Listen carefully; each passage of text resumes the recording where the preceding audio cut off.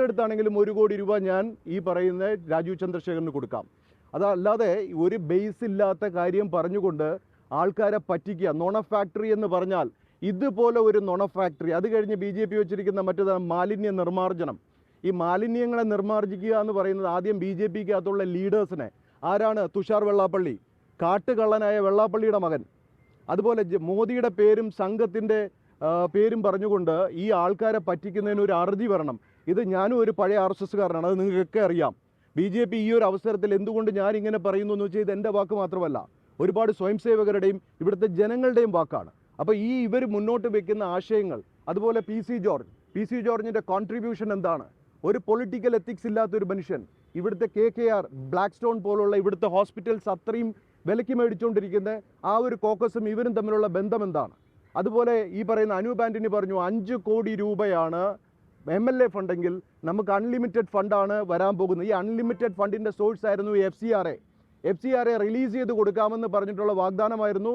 അത് നിത്യാനന്ദ റായ്ജിയെ പോലുള്ള യഥാർത്ഥ രാജ്യത്തിൻ്റെ വികാരം ഉയർത്തിപ്പിടിക്കുന്ന വ്യക്തി ലോകസഭയിലും ചർച്ച ചെയ്തിട്ട് അവിടെ പാർലമെൻറ്റിൽ അവതരിപ്പിച്ച എന്താണ് നിയമമെന്ന് നമുക്ക് കണ്ടതാണ്. ഇത് നമ്മുടെ കുറച്ച് അച്ചായന്മാരും അതുപോലെ തന്നെ കുറച്ച് ബിഷപ്പുമാരും വരട്ടിയാൽ ആ നിയമം മാറില്ല എന്നുള്ളത് ഞാൻ ജനസംശയത്തിൽ തന്നെ ഞാനിത് ഒന്നുകൂടെ ആവർത്തിച്ച് പറയുന്ന കാര്യമാണ്. അതുപോലെ തന്നെ ആൾക്കാരെ സരസ്വതി ടീച്ചറെ ജാതിയുടെ പേര് പറഞ്ഞ് സരസ്വതി ടീച്ചറിനെ മാറ്റിയത് നരേന്ദ്രമോദിക്ക് ഏറ്റവും ഇഷ്ടപ്പെട്ട് സ്ത്രീകളെ ബഹുമാനിക്കുന്ന നരേന്ദ്രമോദി കൊണ്ടുവന്ന ഒരു ടീച്ചറുടെ കുഴിമാടം വെച്ച് ടീച്ചറിനെ BJP അഭയം കൊടുത്തു. ആ ടീച്ചറുടെ ഗതി എന്താണ്? പ്രസ് ക്ലബ്ബിൽ മെനഞ്ഞാന്ന് നമ്മൾ നടത്തിയ പ്രസ് ക്ലബ്ബിൽ ടീച്ചർ തുറന്നു പറഞ്ഞു ടീച്ചറിനെ അവഗണിക്കുന്നത് ജാതിയുടെ പേരിലാണ്. അതുപോലെ തന്നെ സുരേന്ദ്രനെ പോലുള്ള ആൾക്കാരും ഈ രാജീവ് ചന്ദ്രശേഖറിനെ പോലുള്ള ആൾക്കാരും ഇത്തരം ആൾക്കാരെ ജാതിയുടെ പേരിൽ വളരാൻ സമ്മതിച്ചിട്ടില്ല. അവരെക്കാളും ഉയരുന്നു എന്ന് കാണുന്ന എല്ലാവരെയും ചവിട്ടി താഴ്ത്തുകയാണ്. എത്ര BJPയിൽ യോഗ്യരായിട്ടുള്ളവരുണ്ട്? അവരെ ആരെങ്കിലും വെച്ചോ? 2020 കൊണ്ടുവന്നു. അത്തം പിത്തും ഇല്ലാത്ത പൊളിറ്റിക്സുമായി ബന്ധപ്പെട്ട് ഒരു രീതിയുമില്ലാത്ത പിള്ളേരെ കൊണ്ടുവന്നു. റീല് ഇട്ട് നടക്കുന്നവർ, ബിഗ് ബോസുകാരെ, ഇവരെയാണോ ഒരു ഇത്രയും വലിയ ശക്തമായ ഒരു പാർട്ടിയുടെ പ്രതിനിധിയായിട്ട് കൊണ്ടുവരേണ്ടത്? ഇതിനെ ആർക്കും ചോദിക്കാൻ പറ്റില്ല. ആരെങ്കിലും പറഞ്ഞു കഴിഞ്ഞാൽ അവർ അപ്പം തന്നെ അതിൽ നിന്ന് പുറത്താക്കുക. അപ്പോൾ ഈ രാജീവ് ചന്ദ്രശേഖറിൻ്റെ കോക്കസ് ലക്ഷ്യം വെക്കുന്നത് വില്ലിംഗ്ടൺ ഐലൻഡ് പോലുള്ള പല റിയൽ എസ്റ്റേറ്റ് ബിസിനസ്സുകളാണ്. അല്ലാതെ ജനങ്ങളുടെ ആവശ്യമല്ല. അവർ നിയമത്തിൽ വന്നിട്ട് അവിടെ നിയമം വന്ന് അയാൾ എന്തെങ്കിലും ചെയ്തോ എന്ന് ചോദിച്ചു കഴിഞ്ഞാൽ, തിരുവനന്തപുരത്ത് എന്തെങ്കിലും ചെയ്തോ എന്ന് ചോദിച്ചാൽ നിങ്ങൾക്കറിയാം കഴിഞ്ഞ ഇലക്ഷൻ ഇയാൾ ഇവിടുന്ന് ഓടിയിട്ട് പറഞ്ഞ ഒരൊറ്റ വാക്കേ ഉള്ളൂ, എനിക്ക് രാഷ്ട്രീയം വേണ്ട, ഞാൻ രാഷ്ട്രീയം വിട്ടു. രാഷ്ട്രീയം ഇങ്ങനെയല്ല, ജനങ്ങളുമായി ഇടപെടണം. വെള്ളിക്കരണ്ടി വന്ന ആളല്ല രാജീവ് ചന്ദ്രശേഖർ എന്ന് പറഞ്ഞ ഒരു റോബോട്ടിക് ലയറാണ്. അതുപോലെ ഒരുപാട് റോബോട്ടിക് ലയേഴ്സാണ് ഇന്ന് BJPയെ കൺട്രോൾ ചെയ്യുന്നത്. ഇവർക്ക് വർഗീയത മാത്രം പറയണം, ഇവർക്ക് രാഷ്ട്രീയത്തിൻ്റെ പേര് പറഞ്ഞ് ഇവരുടെ കീശ വീർപ്പിക്കണം. AN രാധാകൃഷ്ണൻ്റെ അഴിമതിയെക്കുറിച്ച് ഇവരെന്തെങ്കിലും വെളി പറഞ്ഞോ? പിണറായി വിജയൻ്റെ സ്വർണ്ണക്കൊള്ള മാത്രമാണ് ഇവിടെ പറയുന്നത്. ഇപ്പോൾ ചോദിക്കും ഞാൻ ഇങ്ങനെ പറഞ്ഞാൽ ഞാൻ പിണറായി പക്ഷമായി. പിണറായി വിജയനും ഭദ്രാനന്ദും ഒരുപാട് വേട്ടയാടപ്പെട്ടതാണ്. പ്രത്യേകിച്ച് BJPക്കകത്തൊരു വൻ നായർ ലോബി കിടപ്പുണ്ട്, ഒരു വൻ നായർ ലോബി. അത് ഈഴവന്മാർക്കോ ഹരിജന്മാർക്കോ താഴോട്ടുള്ളവർക്കോ വളരാൻ അവർ സമ്മതിക്കില്ല.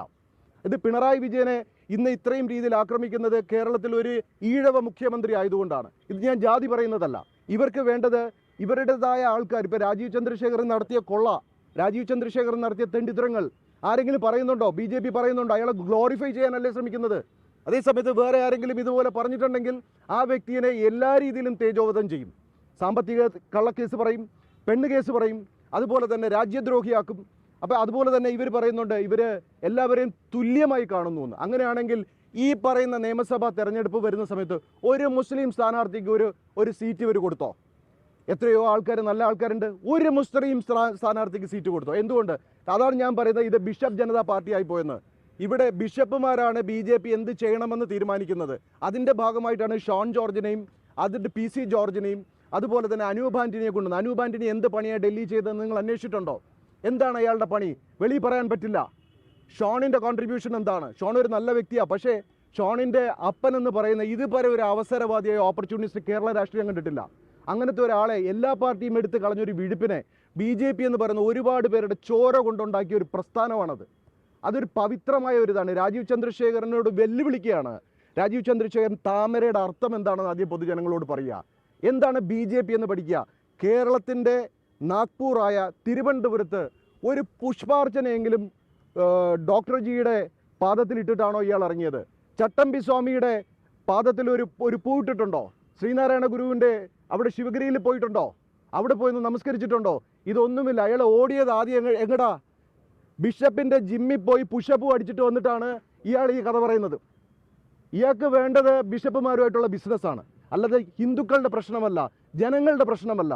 അപ്പം നിങ്ങൾ ഓരോരുത്തരും ഇതൊന്ന് ചിന്തിക്കുക. കാരണം ഇത്രയും പൊള്ള വാഗ്ദാനങ്ങൾ നൽകിയിട്ട്, അതുപോലെ തന്നെ SDP ആയിട്ടുള്ള സുരേന്ദ്രൻ്റെ ഡീൽ, സുരേന്ദ്രൻ കാണിക്കുന്നത് ഇതുപോലെ നമുക്കറിയാം. കാപ്പിക്കുരു കള്ളൻ നിങ്ങൾ മാധ്യമങ്ങൾ റിപ്പോർട്ട് ചെയ്തതാണ്.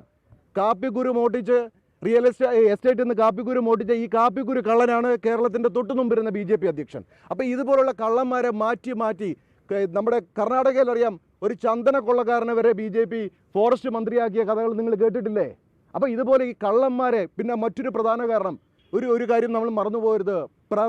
ഡോക്ടർ പ്രതാപൻ, നരേന്ദ്രമോദിയെ പോലെ ഇത്രയും ലോക ആരാധ്യനായ 0 ക്രൈം റേറ്റ് ഉള്ള ഒരു മനുഷ്യൻ, അദ്ദേഹത്തിനെ കാണിച്ചിട്ട് ഈ കേരളത്തിൽ കൊണ്ടുവന്ന പ്രതാപൻ ആരാണ്?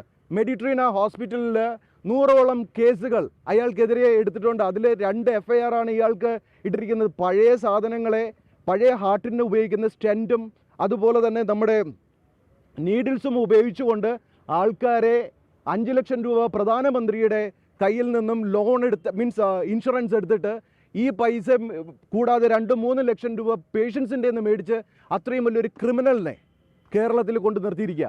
ഇതിൽ നിന്ന് എന്ത് സുരക്ഷയാണ് BJP ജനങ്ങൾക്ക് ഉറപ്പുവരുത്തുന്നത്? ഇതൊക്കെ ജനം ചിന്തിക്കണം. ഇത് UDFും LDFുമാണ് ഇത് ചർച്ച ചെയ്യേണ്ടത്. അവർ മൗനം ഭജിച്ചത് കൊണ്ട് മാത്രമാണ് എനിക്കിങ്ങനെ വന്ന് ഇവിടെ സംസാരിക്കേണ്ടി വന്നത്. ഇത് UPയിലെ അവസ്ഥ പോലെ ആവരുത് കേരളം.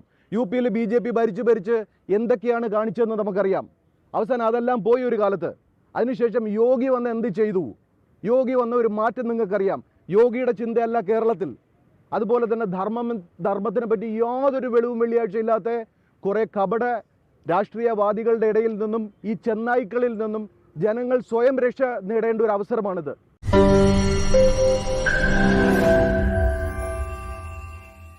ലോകത്തെവിടെയായാലും ഏത് സമയത്തും 24 വാർത്തകളും ഓഗ്മെന്റഡ് റിയാലിറ്റി പാക്കേജുകളും എക്സ്പ്ലെയിനറുകളും വിശദമായി കാണാൻ ഞങ്ങളുടെ YouTube ചാനൽ നിങ്ങൾക്ക് സബ്സ്ക്രൈബ് ചെയ്യാം.